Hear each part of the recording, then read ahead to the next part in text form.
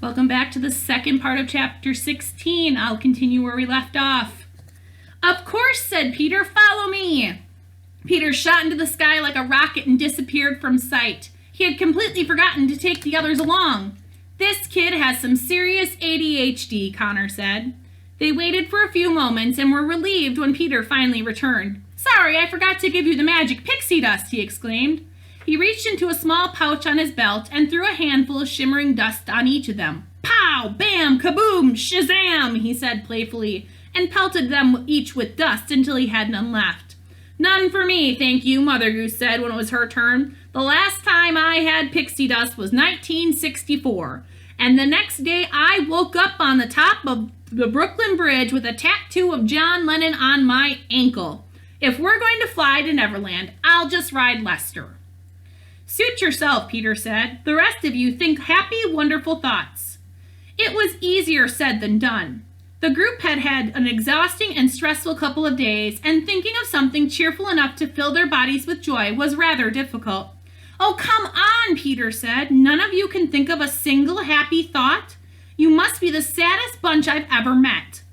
But I can't think of happy thoughts, the Tin Woodman said. I would need a heart to do that. Woo! Just by mentioning a heart, the Tin Woodman rose a few feet off the ground. He hovered with his limbs spread out like an astronaut and spun like a wheel. It was a very odd feeling, and he wasn't sure if he liked it. The twins in red were very impressed by their levitating friend. Still, manifesting a thought of pure happiness was like finding water in the desert. Peter became antsy. He had never had such trouble teaching someone to fly. If you can't think of happy thoughts, try thinking of a happy memory, he advised. I hope you at least have one happy memory. They closed their eyes and searched their memories, looking for that one special moment in their past when they had been the happiest. I'm thinking of the time Mrs. Peters told me I was a good writer, Connor said. I'm remembering the time when Grandma told us we had magic in our blood, Alex said. Alex and Connor slowly rose into the air and grabbed each other's hands to steady themselves. The weightless sensation made the twins laugh. They felt like they were swimming in a pool and on a roller coaster at the same time. Nice work, said Peter. Now it's your turn, Princess. It's Queen, thank you very much, Red said. Red was having the most trouble of anyone, which wasn't surprising after the devastating week she endured. She was afraid if she became too in touch with her emotions, she might sink into the ground instead. Come on, Red, Connor encouraged. You can do it. Forget about the wedding, Alex said. Remember the time you were most happy. Red closed her eyes tightly. I'm thinking about the day I became queen of my own kingdom, she said. She opened one eye to see if it had worked, but sadly she was still on the ground. A memory wasn't going to work for her. Everything she thought of only reminded her of Froggy and how much she missed him.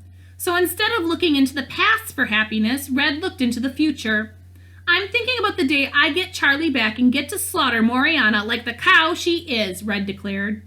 The young queen propelled into the sky like a firework, screaming as she went, and rose higher than anyone.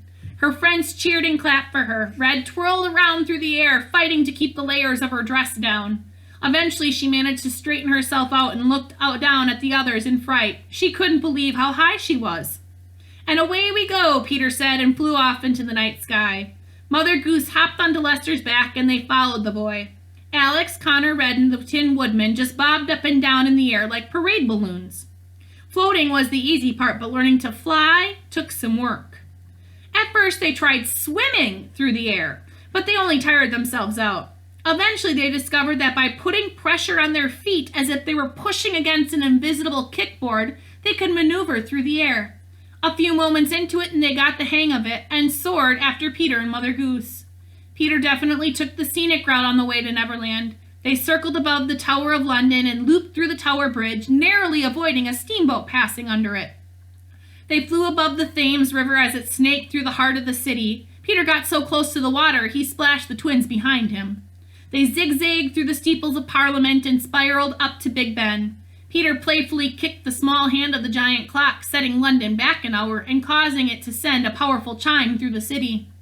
Because of his size and stiffness, the Tin Woodman wasn't flying as agilely as the others and kept bumping into things. He ricocheted off the roof of Parliament like a pinball.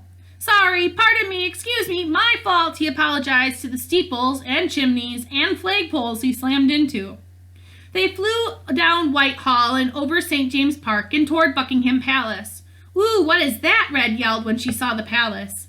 That's Buckingham Palace, Alex said. That's where the monarchy resides.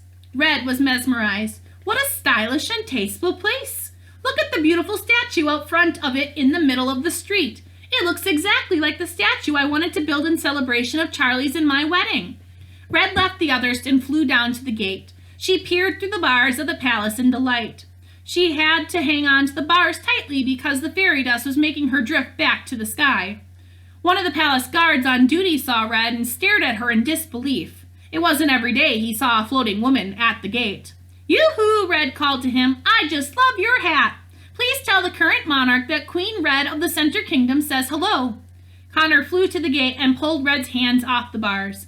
Red, come on, you're going to get left behind. The palace guard fainted, and Red and Connor rejoined the others. Peter led them higher and higher into the sky. They left London behind and headed for the stars. For a few minutes, the twins forgot all about their worries.